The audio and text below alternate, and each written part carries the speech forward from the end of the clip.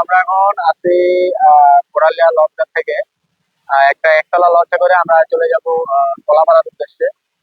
তো প্রায় আমরা পায়রা বন্দর যে বিচটা আছে, তো পিছনে দেখতে পাচ্ছেন যে পায়রা বন্দর যে যে কর্তৃপক্ষ আছে সেখানে আমরা অবস্থান আছি।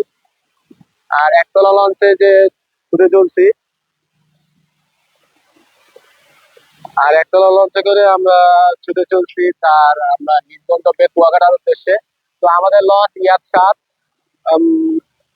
ঢাকা থেকে প্রায় তারা কলাপাড়া পর্যন্ত যাওয়ার কথা ছিল, কিন্তু তারা কলাপাড়া যাবে না, কোরালিয়া পর্যন্ত তারা ঘাট দিছে। তো কোরালিয়া ঘাট দেওয়ার পর এর পরবর্তীতে কোনো মানে মানে নৌবন্দর কর্তৃপক্ষ তাদের অনুমতি দেয়নি 3 নম্বর সংকেত থাকার কারণে। সেই জন্য সেই জন্য আমরা এই একতলা লঞ্চে করে যাচ্ছি কলাপাড়ার উদ্দেশ্যে। তো ধন্যবাদ সবাই।